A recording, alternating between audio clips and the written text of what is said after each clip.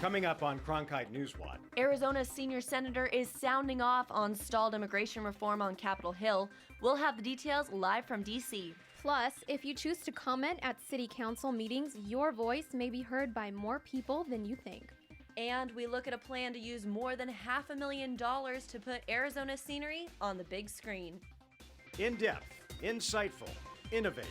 Cronkite NewsWatch starts right now. Good evening and welcome to Cronkite NewsWatch. I'm Cassie Clapp. And I'm Clarissa Tapia. Thanks for joining us. Immigration is back in the news and moving forward in D.C. with the recent release of GOP immigration standards. But as Cronkite News reporter Jillian Idle tells us from our Washington bureau, any type of change may not be so immediate. Jillian? Right now, Arizona lawmakers can agree on two things. First, that progress is good, but second, that there is still a lot of progress to be made. Tighter border security and a zero-tolerance policy for those who cross illegally is the top priority for the GOP. We still have residents in the southern part of our state with people coming across their property every night. We still do not have a secure southern border. While others disagree, in a statement released by Congressman Raul Grijalva, he feels that this is the wrong approach to immigration reform. According to published reports, some of the other House GOP immigration reform standards call for implementing an entry-exit visa tracking system and a workable electronic employment verification system. The House plan does not include a pathway to citizenship like the Senate bill does. But immigration experts say the House may have to take a different approach to see progress compared to the comprehensive bill passed last year in the Senate. I do think that if we see action in the House, it will be smaller piece, smaller piece, smaller piece, but they'll all pass around the same time, and they'll add up to the whole answer. Even if a bill should pass, Republicans worry that the president would refuse to enforce the new law. The president of the United States has got to assure all of us who are involved in immigration reform, if we pass a law, he will enforce all aspects of the law, including border enforcement. Until that day comes, immigration experts remind us to not jump to any conclusions. Principles can be a little vague, but legislation says that's where we want to go with this. Senator McCain is optimistic both sides will reach an agreement. Once they come up with legislation, then I hope we can all work together. Senator McCain stressed that it is an issue that is important for both sides to compromise. That way, it won't have to be revisited 10 years from now. Reporting live in Washington, D.C., Jillian Idle, Cronkite News. Arizona's Republican Party has new competition, and this time it's not the Democrats. Cronkite News reporter Brittany Bade explains why independent voters are on the rise. Voters in Arizona are frustrated. I don't see the two parties working together at all to come up with solutions for the average person. Scott Robertson is one of over 1 million Arizonans who are registered to vote. I voted Republican, I voted Democrat. But not with either of the state's major political parties. A growing frustration from both sides, Democrats and Republicans, that are changing their registration to independent. The number of registered independent voters in Arizona now stands at 1.12 million, passing the number of Democratic voters and nearing that of Republicans. I would suspect over the next 6 to 8 months that group of people will surpass the Republican enrollment in Arizona.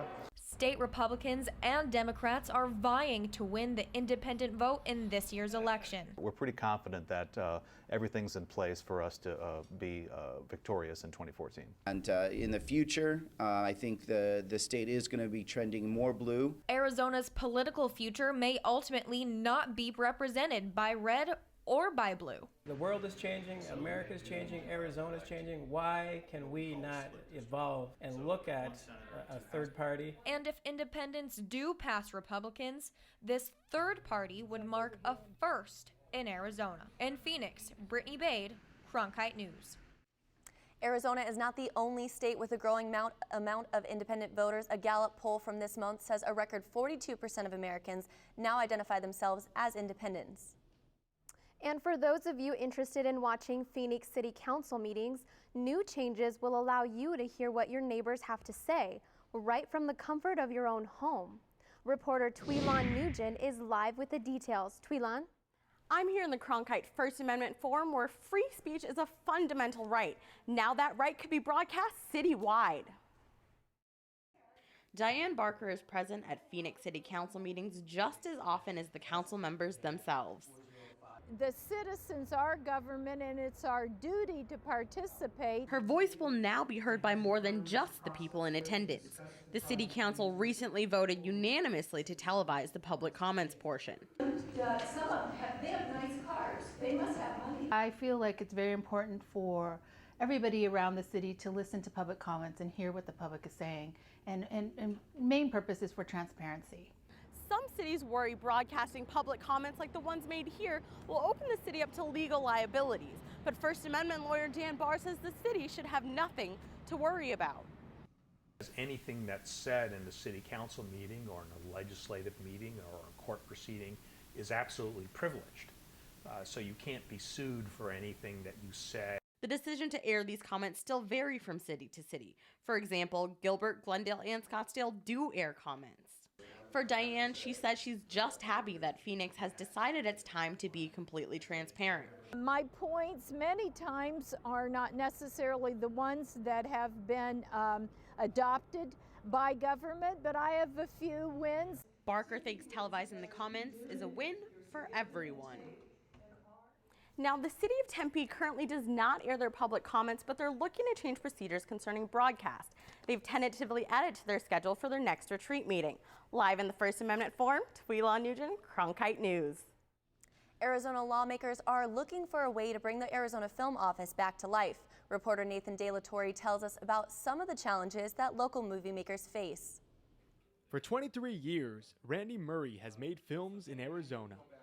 The film business in Arizona is made up of small businesses. These are entrepreneurs who are gaffers and grips, art directors. You know, these are artists and artisans who make their living on a freelance basis.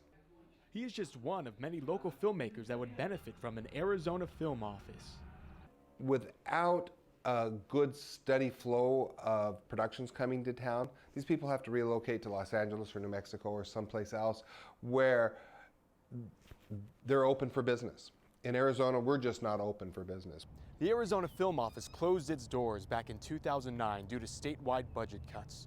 But one state senator is hoping to bring it back once again.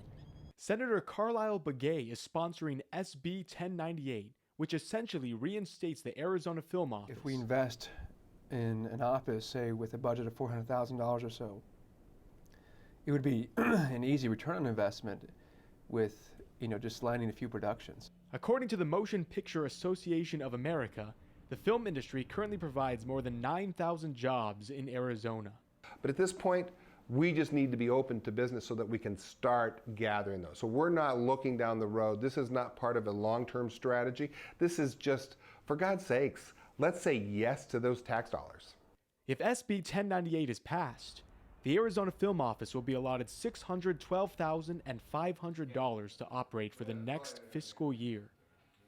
In Phoenix, Nathan De La Torre, Cronkite News.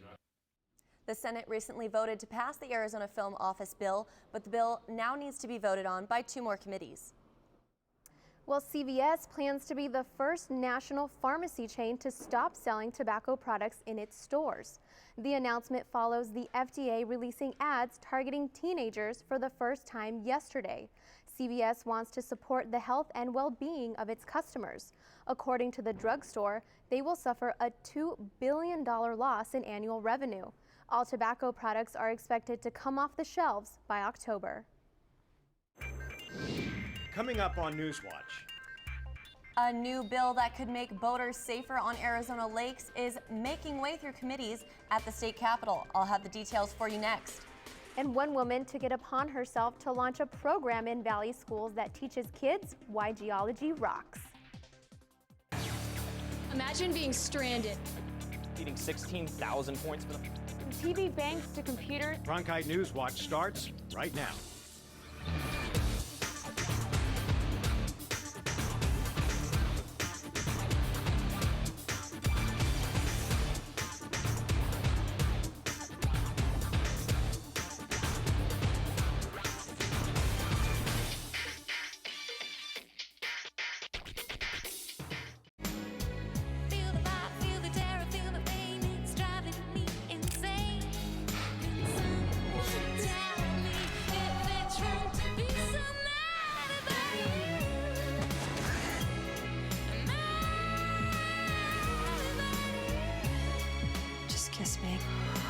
That's my kind of man. You've been creating quite a stir.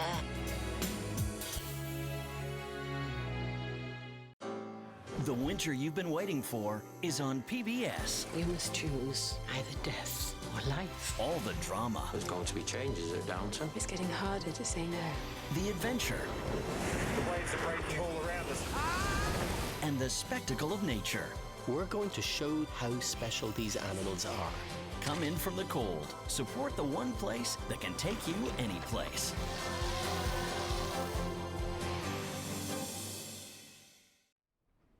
A change in Federal Aviation Administration regulations will give more travelers an opportunity to see the Grand Canyon in a unique way. The FAA has announced that it will open airspace over the Grand Canyon to more than 1,700 flights from quiet technology aircraft.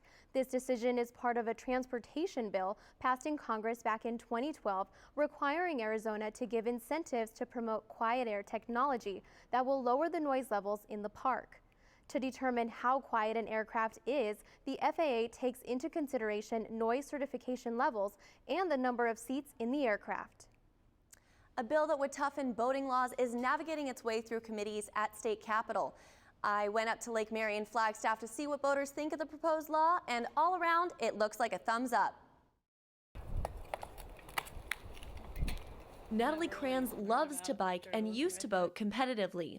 I started doing some sunfish sailing back when I was in Girl Scouts. And boat safety is something she takes seriously. You know, you don't want to think about that, but it can be a concern. House Bill 2003 addresses those concerns and would allow authorities the right to demand breathalyzer tests in boating accidents.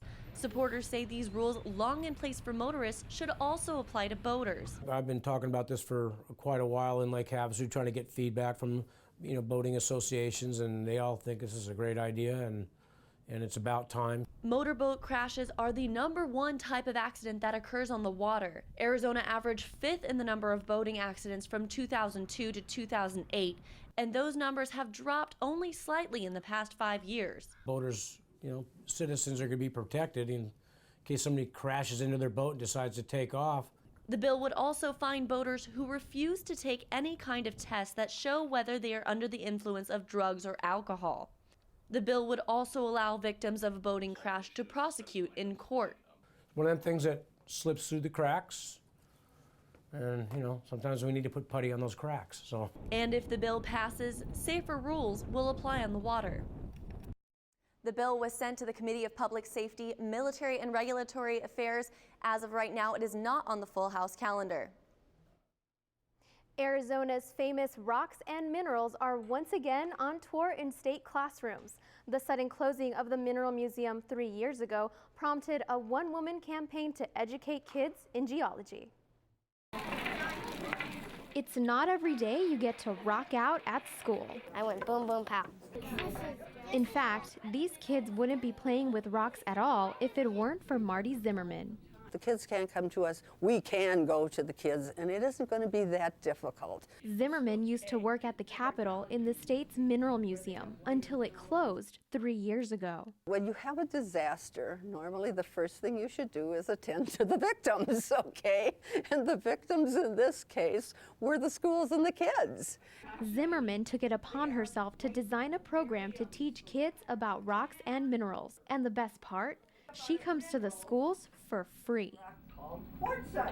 And kids say their favorite part is playing with these. Oh, I like them all. Zimmerman and her husband paid for the program at first. Now they are receiving grants from big corporations like Staples. This baby is expanding rapidly. And Zimmerman is hopeful it will continue. I think it will lead us to something really significant in our state. And if that inspires more kids to learn about science, that is significant indeed. Zimmerman says what she wants to do next is introduce an earth science lesson plan for middle schools. Coming up on NewsWatch. The New England area is getting slammed with yet another major snowstorm. On the flip side, Flagstaff didn't see any snow in January. I'll show you how they cut the slopes open after the break. NewsWatch one of the really big things I will always remember for the rest of my life. You're lugging around all of your equipment, you are doing all of the work, and that's what makes it so fulfilling to me. Being an anchor, I think it's a privilege. I enjoy every moment of it. Seeing your show on air, it is one of the most surreal feelings ever.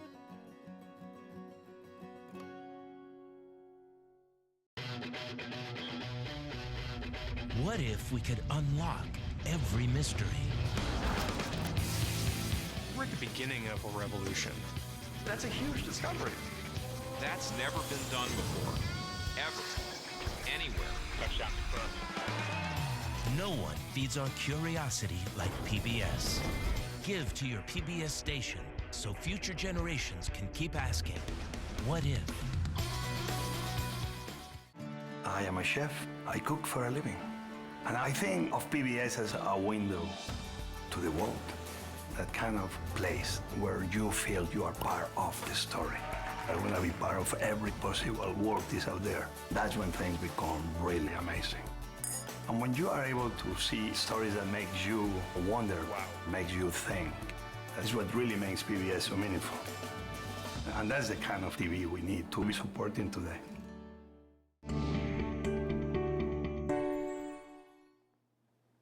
Here's a look at the misery we're missing back east. Another round of winter storms pummeled the mid-Atlantic. The Philadelphia area is seeing the worst of it as icy conditions have left more than 600,000 homes and businesses without power. And those aren't the only problems we're seeing around the Northeast. Up to 10 inches of snow fell in Massachusetts and Connecticut today. 2,700 flights have already been canceled. Newark, being one of the biggest airports in the country, has seen most of those flight cancellations. And New York and New Jersey have claimed states of emergency. And on top of those 600,000 houses without power, another 300,000 of them are spread out throughout the Northeast. And if you take a look at what the storm's doing right now, the storm is moving out of the New England area and up into Maine. And this ice over here is going to stay in the Philadelphia area. In fact, half an inch of ice that lands on the trees adds about 500 pounds to the trees, knocking them over and then knocking into power lines. So that's why so many houses are left without power tonight. And as the storm moves out tonight, tomorrow they're going to see full sun in the New England area. And current temperatures around the country right now, we're at 33 degrees in New York, a chilly 18 degrees in Chicago. So as temperatures drop down tonight, we're going to see plenty of black ice. So if you're going to drive out there, you got to be really careful for that as well. But in Arizona right now, we're at 63 degrees and a little bit of cloud coverage still in the area, keeping things quite comfortable. A few snow and rain showers fell in Arizona. Nothing hit Flagstaff though today. If you take a look at the 5-day forecast, throughout the rest of the week, we're going to be in the mid to upper 60s, a 20% chance of rain on Friday, and then Sunday and Monday, we're going back up into those beautiful 70s so we can break out those shorts once again. If you take a look at this photo that we saw, this is from Arizona Snowball's last storm last week. It's sent in by John Bryce. And actually, Snowball didn't see any snow in January, but this helped out a little bit as the dry season really impacted Snowball. Snowball is a popular spot for skiers and snowboarders from all over Arizona. But this season, conditions are far from perfect because of a drought that has brought only a little powder so far this winter. It's not very good. It's actually really, really bad. Joel Varney is a ski lift operator that lives in Flagstaff and relies on tourism. Without Snowball, the hotels, the restaurants, the grocery stores, none of these places would be in business. It may look like there are perfect conditions for skiing and snowboarding, but in fact, Snowball is off to one of their worst starts in history. Most of the snow is artificial. Mother Nature came through with the 4th lowest natural snowfall total since the ski resort opened for business 76 years ago. And that has made snowmaking even more critical. The amount of water that it takes to produce the snow that we have here is in the millions of gallons. It's a tremendous amount. But it's been a tough battle, not only getting permission from the courts to make snow, something the tribes in the area are not very happy about, but Snowball officials say that making snow is one of the reasons they've been able to survive this dry season. Our whole season's been based off of snowmaking this year. Without it, we wouldn't be open. None of this would be here. Even with all this snow being made, conditions are not exactly perfect. Huge difference, huge difference. It's a little slower. It's a little more granular, like sugar, like sand. It's better than not having it. It is still fun. For us, it's just about spreading the passion of snow and how much we enjoy it on the hill. Now their only wish is that Mother Nature would spread the snow, not a machine. On the slopes in Flagstaff, Jamie Purvis, Cronkite Weather. Coming up on Newswatch. Big day for high school players as they decide where to play their college career. And let's just say, ASU had a stellar day. And another blow for the Sochi Olympics as one of the sporting world's biggest stars withdraws from a new signature event. Sports is flying at you next. A tradition of excellence, integrity, and innovation. The second I came in, I fell in love with the program. The Cronkite School propels students into the new era of journalism. Students are learning. Digital, entrepreneurial, and collaborative labs encourage students to shape the future of the industry, and the industry is watching. We have come here to meet with students at the Walter Cronkite School of Journalism. The Cronkite School, the journalism school for the digital age. What if television could sweep us away to another time and place? Very nice, my lady. And could take us from the Gilded Age to the Great War. From the heat of the chase to the heart of a queen. No one tells stories like PBS. Give to your PBS station and help bring stories like these to life. What if television could remember the heroes we honored, the music we danced to, the dreams we chased? The hope still lives, and the dream shall never die. No one tells our nation's story like PBS. Give to your PBS station and help bring America's story to life.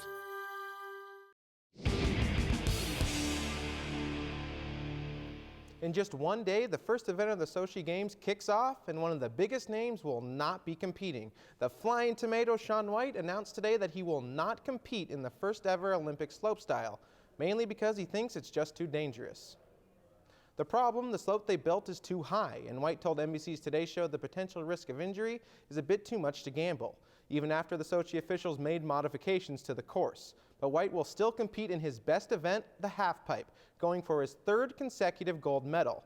Meanwhile, the torch arrived in Sochi, but will have to weave its way through construction, which is still ongoing, and it will be a photo finish to see if it's ready by Friday's opening ceremony. It's the day that can make or break an entire season, National Letter of Intent Day. ASU needs a good class after losing studs like defensive tackle Will Sutton and linebacker Carl Bradford to the NFL. So Todd Graham did his best to get the best. The big get for the Devils this year is hometown phenom Tyler Wiley from Chaparral. The four-star recruit plays both sides of the ball. He's known for playing hard defense and is a talented wideout. He has been ranked the best athlete in Arizona according to Rivals.com. The best player in Oregon chose the Devils over the Ducks, and who doesn't love the sound of that? 6'3", 257-pound monster defensive end Connor Humphreys. He's expected to play as a true freshman and could potentially fill the void at the position left by Bradford. And saving the best for last, Todd Graham's signature move, just like Marion Grice and Jalen Strong, snagging one of the best junior college transfers. Ladies and gentlemen, meet Dalvin Stuckey. You can't miss him. 6'2", 305, ranked the best JUCO defensive tackle in the country, according to Rivals. Overall, ASU's class is ranked 21st in the country and 4th in the Pac-12, and with those two on the defense, you know the Devils will be hitting hard. And no one knows about hard hitting better than rodeo cowboys. And even though these cowboys might be a little older, don't count them out. The National Senior Pro Rodeo Association just rode into town. Reporter Jeff Platt takes us there. It looks like a typical rodeo, but these cowboys give a new meaning to seasoned. For older guys, grandpas like myself, it's a great organization, and I'm thankful it's here. I wouldn't be rodeoing anymore. 49-year-old John Pass is a former bull riding champ and an oil worker 5 days a week. But today, he's a competitor. I want to be competitive. I want to show I can still do it. The NSPRA field has cowboys from 13 states and Canada as old as 68, but despite their age, these men can still ride. They were the former world champions in the PRCA. While the cowboys may have lost a step, the bulls have not. There were some award-winning bulls that bucked today that currently still buck in professional rodeo. I'd like to ride my bull at the very least. The crowd enjoys the show, but the cowboys are risking serious injury. The bull jerked my rope from me, got me on the end of my arm. He snapped me back, tore the tendon in my bicep. That was in 2010, and this was Pass's first competition since. He seeks his protector, and he's ready to ride. Watch it. Look down. Look down. Come out there.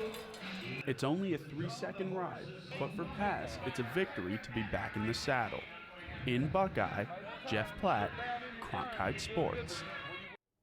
The NSPRA has 10 more stops on the circuit, and it starts up again tonight in Queen Creek. That sounds like a lot of fun. Maybe we should go check it out. Definitely. Kind of dangerous though, don't you think? Maybe. Well, that's it for Cronkite NewsWatch tonight. Thanks for joining us. Good night.